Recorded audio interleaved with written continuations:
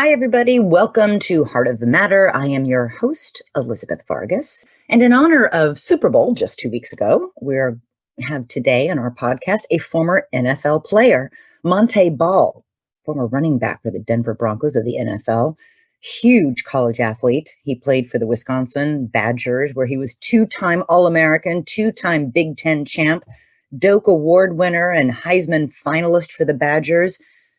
And of course, then he lost it all.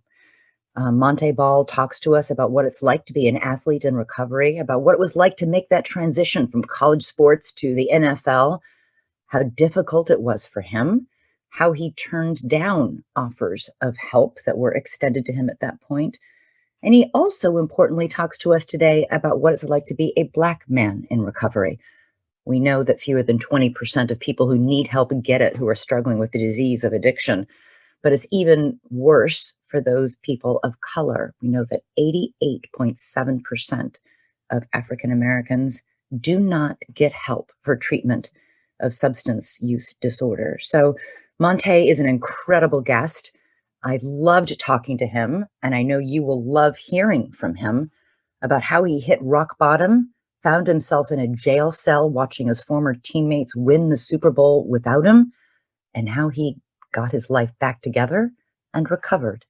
And lastly, please take a second to subscribe and rate our podcast if you enjoy the show, because only with your support can we continue to transform the way our country addresses addiction. And now, please welcome Montee Ball.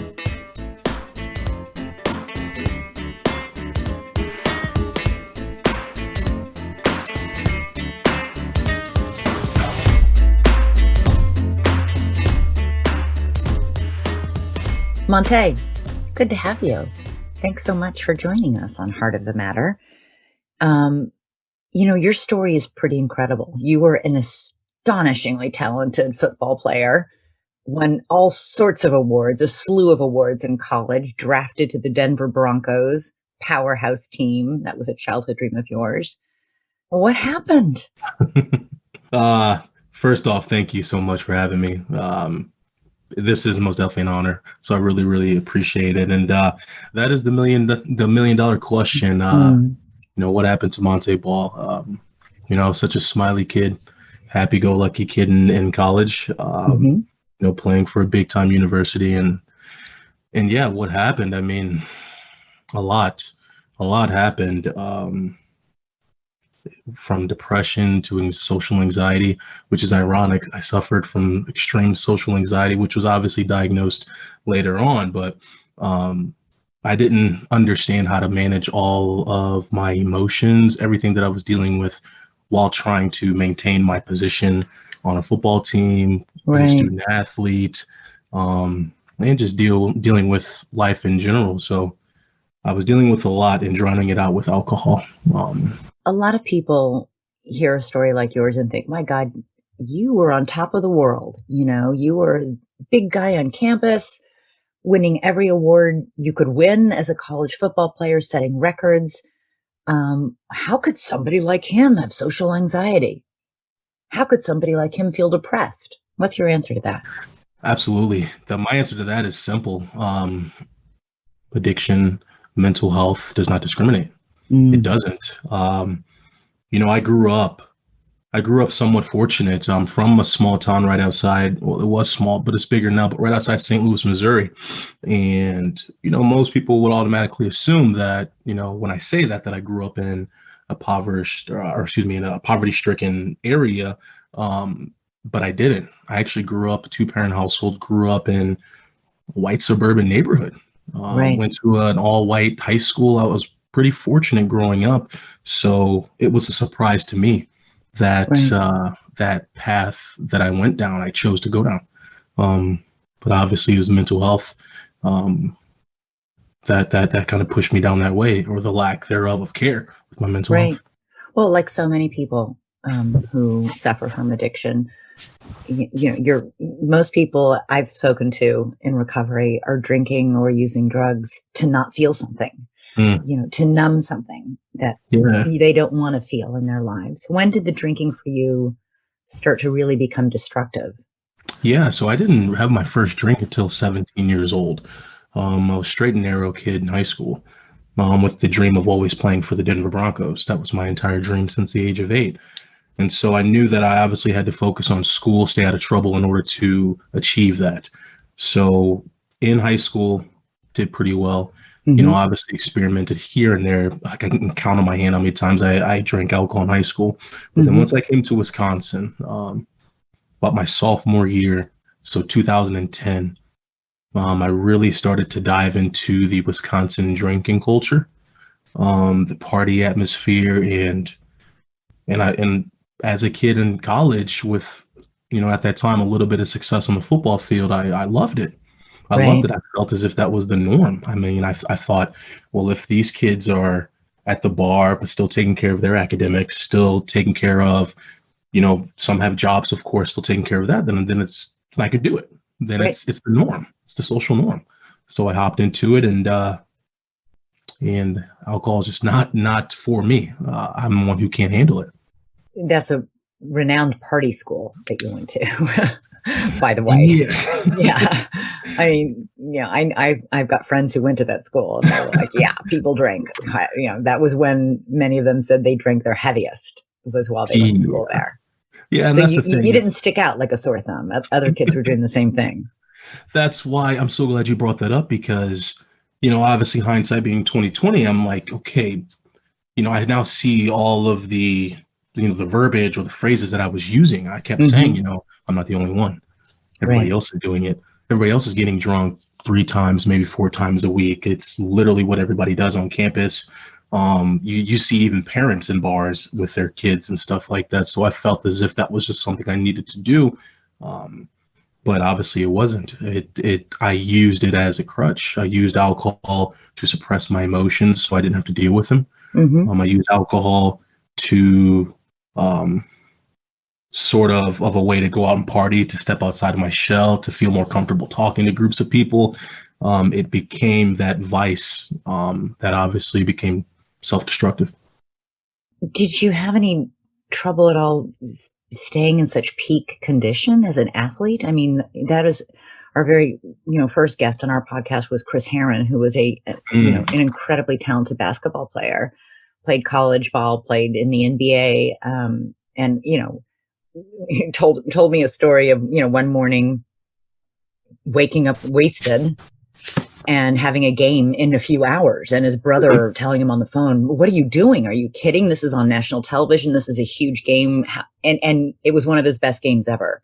How were you able to perform at the incredibly high level you did athletically while drinking so destructively? I'm glad you asked that, because I almost wish that I didn't perform at such a high level so that I could have stopped it then. Right. But since I was still performing at such a high level, I really didn't think that I had a problem.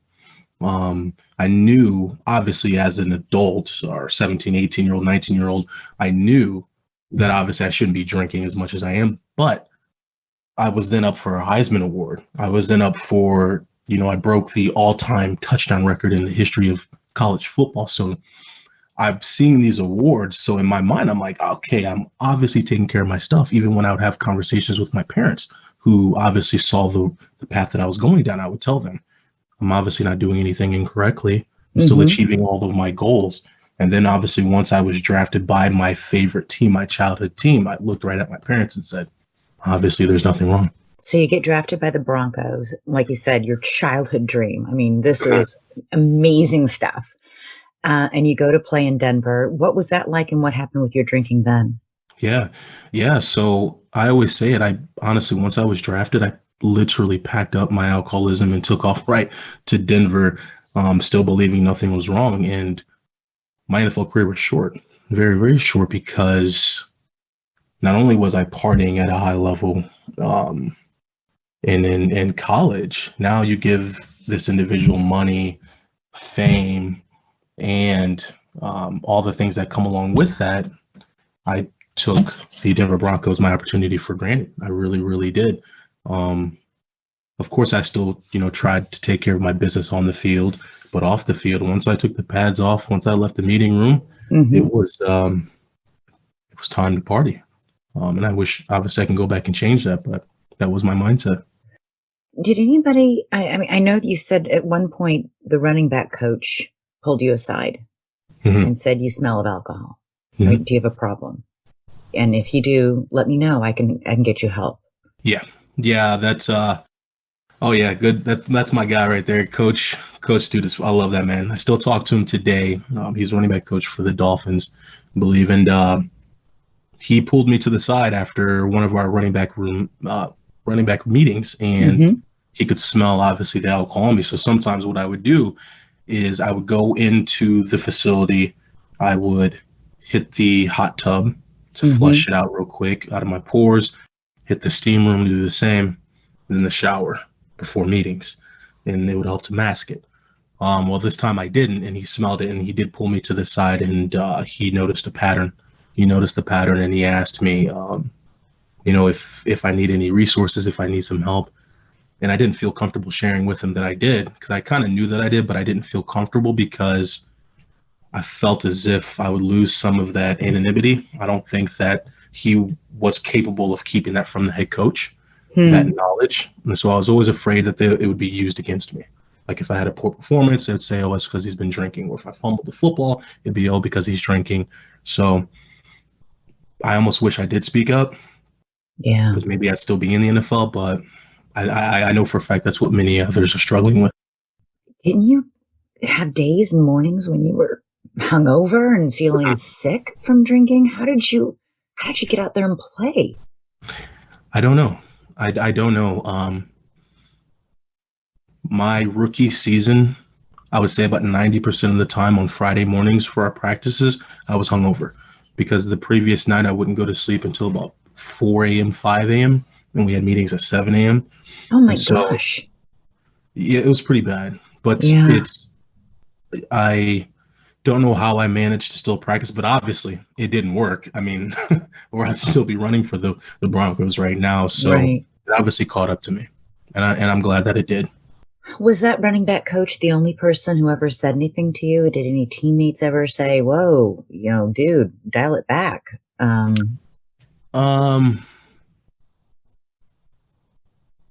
No, I'm trying to think right now. Do you think that's because you did a good job hiding it, or?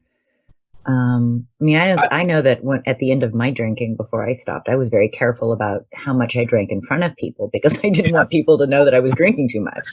So I was careful not to drink everything that I might drink in a given evening in front of the same person. That's true. I love the question, because it really goes into a lot of my message now today whenever I speak to certain groups. Like if I'm speaking to the athletic program, if I'm just speaking to the football team, I really love to talk a lot about toxic masculinity and how these just thrive in locker rooms, men locker rooms. And that's what the environment that I was around in Denver, and that kind of answers your question. There's no way that no other player saw as much as I was drinking, or the excessive amount that I was consuming. I know for a fact they saw that, but you got pats on the back for it. So you're saying your teammates did know how much you were drinking, but that was like, yo, hey, he can handle it. It was more like a badge of masculine honor? Yeah, absolutely, actually, yeah. And again, were other players drinking as much as you? Yeah, absolutely. There were other players who were consuming just the amount as me, but just like I stated, it was that, it's like this code of honor of some sort. If you do it, you don't snitch, you don't tell the coach, you don't tell the position coach, you kind of pat the person on the back, and that's that toxic masculinity that I speak of, where it's okay to, in that setting, it's okay to cheat on your wife, or to have multiple partners, or to excessively poison your body. And honestly, that's why I stepped away from the NFL. I had an opportunity to go back, but it's very destabilizing to, where I'm at today. You had said, I was surprised to see this, but actually maybe if I really reflect on it, not that you loved football when you played college ball, that playing football in the NFL is a different experience. It's more of a business. College football is it's college football. People know it's the team spirit. It's obviously you're within the same age as everybody, you're living with a few who are on the team. There's that chemistry that's there. For me, it was difficult to obviously bond with Peyton Manning, who's X amount of years older than me, has a family at home, and stuff like that. So that aspect obviously is difficult. But yes, you mentioned it about the business side of it. It's that's something that I had to deal with once I left the NFL. Is your body, you're used as a commodity, you're expendable, and all the things that come with that. But there are a lot of perks to it. It was still a blessing. So what happened at Denver? Denver? How did you get cut from the team? Mm-hmm. So I got released from the team because there was a running back behind me who was undrafted, but he was performing better than I was. And by it being a business, it's, shall we keep paying this second rounder the X amount of dollars that he's supposed to make, or pay somebody cheaper who was performing better? So I saw the writing on the wall. But following Denver is when I really spiraled out of control. That was really, really when I hit my extreme rock bottom, depression, severe anxiety. I was embarrassed. Because Embarrassed because you were cut? Yeah, pretty much fired publicly. And then you have the social media aspect of people tweeting at you, messaging you how much you suck and all that stuff. So that really ate at me. And in my story, of course, we cannot ignore the domestic violence piece. I took it out on somebody who trusted me. You ended up at one point, after being arrested, you were in a jail cell when Super Bowl 50 happened, and watching Super Bowl 50 on the TV in jail, your team, the Denver Broncos. And you said that was a really, really difficult moment. It actually brought tears to your eyes. Yeah. I can't even fathom what might have beens that were going through your mind at that point. How did I end up here instead of in the glory of a Super Bowl, extravaganza? How am I in this jail cell? Yeah. So I was fortunate. I played in the Super Bowl my rookie season when we got destroyed by the Seahawks in New York City. So that against Russell Wilson, my quarterback from Wisconsin. But I have that moment, but no one remembers the team that lost. So when I was watching them win the Super Bowl from jail, to put into words how I felt is difficult, because I know that I did it to myself. I was telling myself there, like, if I would have corrected myself before I would have gotten the help that I know that I needed, I most definitely would be up there hoisting that trophy in some fashion or another. So jail was tough. It's not a fun place. I was in there for 3 days, and because I got arrested on a Friday, so I had to wait out the weekend. And obviously Sunday the Broncos played, and I was in a cell with about 6 other people. And 3 of them were telling me, because I had my back turned from the television once they turned it on, and they were just going off on the mouth about how that's supposed to be me up there playing. I'm supposed to be a role model to, all of the Black and brown kids who are in the poverty-stricken areas of achieving their dreams, showing them how it's done. And as much as I wanted to, verbally fight back with them, I stopped myself, because I told myself that they're right. They are right. I grew up fortunate. I grew up, chasing a dream that I ended up accomplishing before the age of 30. A dream that only less than 1% of the country gets to participate in. And so that hit me pretty hard. And to this day, I still think about it, and I'm fortunate that it did happen, because it motivates me. You were in jail because of domestic violence arrest? Right. You don't make any excuses. You admit that you were wrong to do what you did. You ended up taking a plea deal and pleading guilty. Yep. That still, however, that day, Super Bowl Sunday in jail, watching your former team win, that still wasn't your rock bottom. That still wasn't what motivated you to stop drinking. Right. What was? My son. Yeah, my son. So it was a very odd time frame for me because so in September I got released from the Broncos. I spiraled out of control for a bit and then actually went to the Patriots for about 2 to 3 months. Denver beat us in the AFC Championship game, which sent us home packing, them to go to face the Carolina Panthers. So I came back to Wisconsin, met a woman, and my embarrassment, my insecurities, my frustration, my confusion spewed out all over her, which I've always expressed it. I'm very sorry for.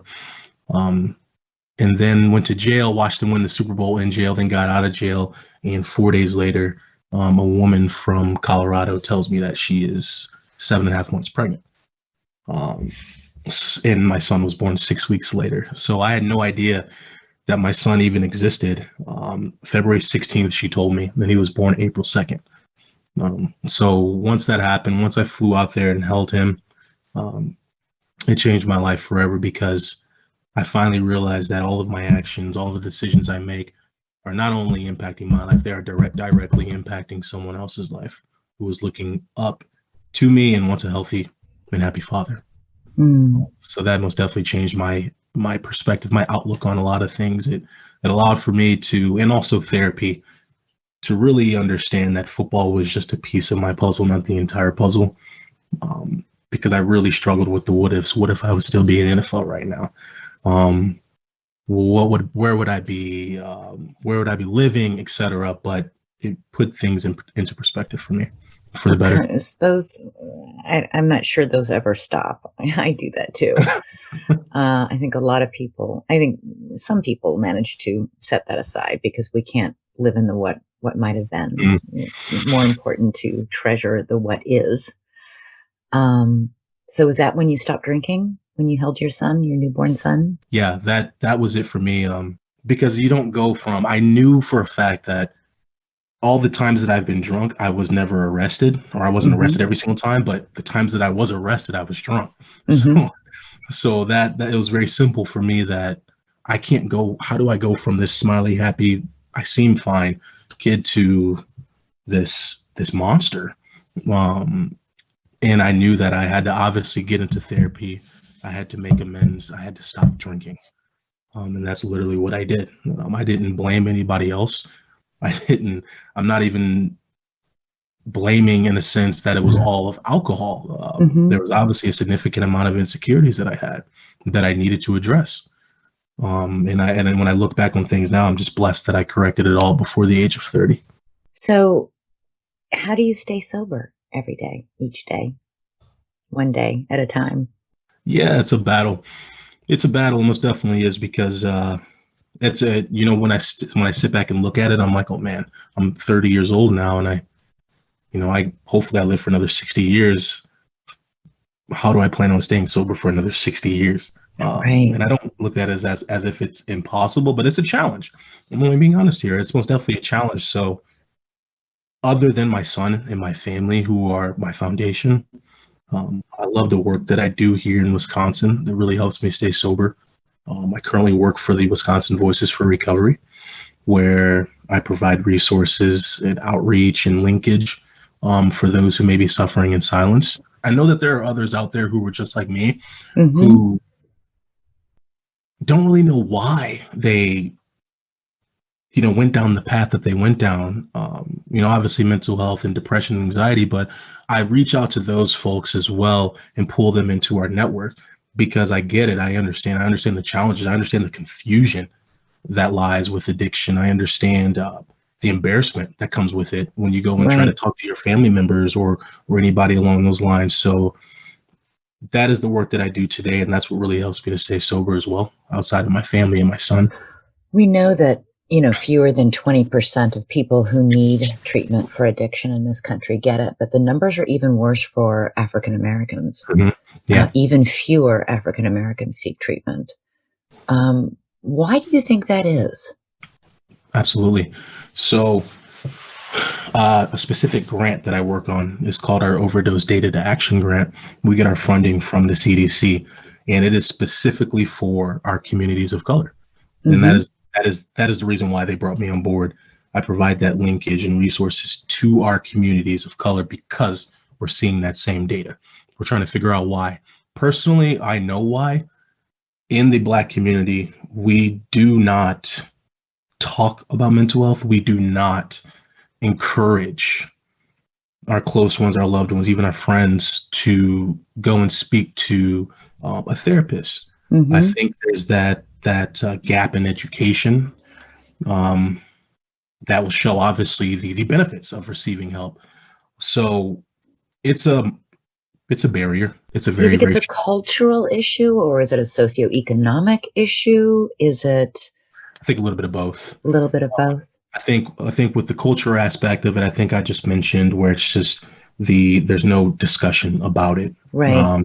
Most Black people, I'm just going to be honest with you, it's I don't have time to worry about that. I'm trying to worry about X, Y, Z. Right. And then obviously the socioeconomic standpoint of it, I think there's a lack of education with insurance, healthcare, understanding how to sign up for that stuff, understanding how much, your insurance will cover for, stuff like that. So it's a very thick and broad barrier that we're trying to obviously break through. No, I know that, I live in New York City, which is a very vibrant, multicultural city. And yet when I go to AA meetings, for example, there are very few Black faces in those meetings. And that's not because there are very few Black families grappling with the disease of addiction. Right. They're just not. Maybe there are other meetings that they're, where white faces would be a minority, but I go to a lot of different meetings, and I'm struck by the monochromatic nature of the skin color in the meetings. Yeah, I'm so same glad thing for Hispanics. I'm Hispanic, but the same thing. I don't see a lot of Latinx people either. Yeah, I'll be honest with you. I for one, I appreciate you mentioning that because it's true. Same for up this way in Wisconsin. And one topic that I was in the other day, and I brought this topic up, was I think another barrier that we're ignoring here is the trust factor. A lot of Black and brown people, at least up this way, are upset. They're upset about the amount of attention that white people are getting right now for the opioid crisis, and then comparing that to the attention that we got with the crack epidemic. Right. Ours was prison, 10 years, 20 years, disenfranchising these Black and brown communities. But nowadays it's mental health. It's let's get him or her the help that she needs when we didn't receive that same treatment. So that is a fact that is going on. But my message as well on top of that is always we got to move forward some way, somehow. So I make sure that every group that I jump into, I harp on that. It's to trust. Let's have some representation of the demographic that we're trying to encourage to come in here. Because we need to kind of break through that trust factor. It's there. I don't think either that you can discount the stress that many communities of color experience. I mean, I remember doing an hour-long special on infant mortality in Memphis, Tennessee, which is higher than many underdeveloped countries. And part of the reason it's so high is because so many of these young mothers had no access to birth control, so they find themselves pregnant at 16. They live in these neighborhoods where there isn't a grocery store that sells any produce. They have no access to prenatal care, so they're giving birth too early to these babies. And the Memphis and the state of Tennessee pay astronomical sums of money to keep these babies alive in these neonatal intensive care units and then send them home. And those poor children grow up in a home where there isn't enough food and there isn't enough opportunity. And the mother has to take 3 buses to get to a minimum wage job. Exactly. It is incredibly difficult. And unless you're inside those communities and see the stresses of those daily lives, you don't understand how hard it is. People say just get a job or, go to the doctor or take a prenatal vitamin or eat more vegetables. It's impossible.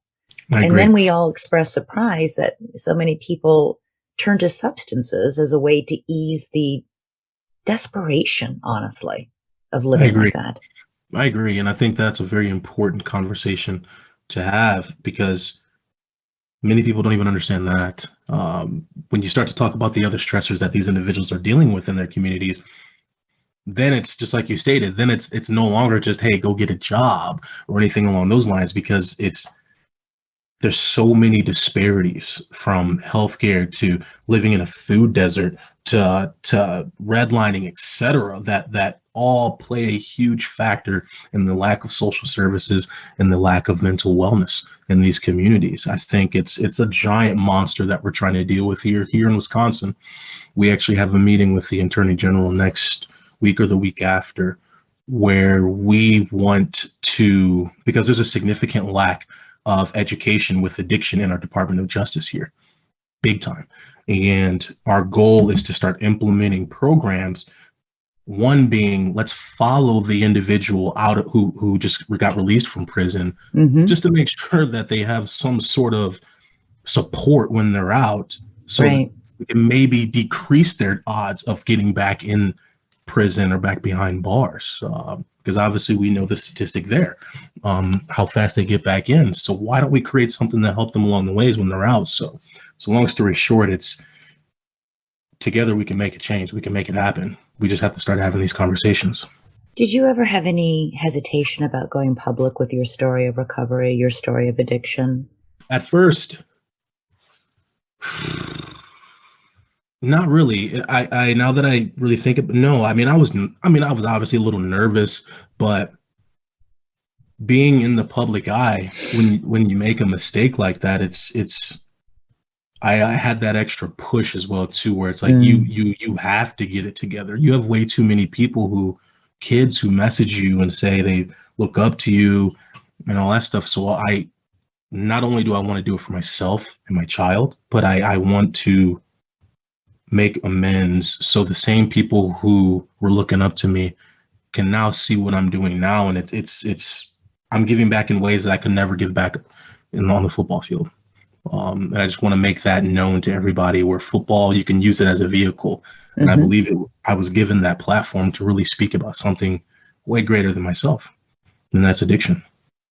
Well, Montee Ball, you are still a role model to so many.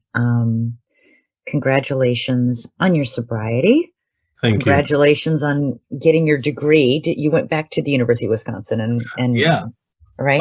I went back to chip away, but I'm actually in school right after this. I'm about to hop into class. You're about to hop into class. Yeah, hop into class. I have a few more credits to get, and then I will graduate. Well, it reminds me of that quote. It's not how many times you fall, it's how many times you get back up. Absolutely. And you've gotten back up and dusted yourself off and done quite a bit with yourself. So I appreciate that. Thank you. Oh, thank you very much. Our honor to have you on the show. Thank you so much, and best of luck with everything.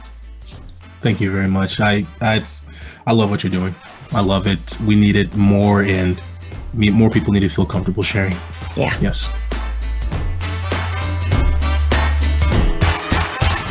Thank you so much for listening to Heart of the Matter with Montee Ball. You can find this podcast on Apple Podcasts, Spotify, and our website at drugfree.org/podcast.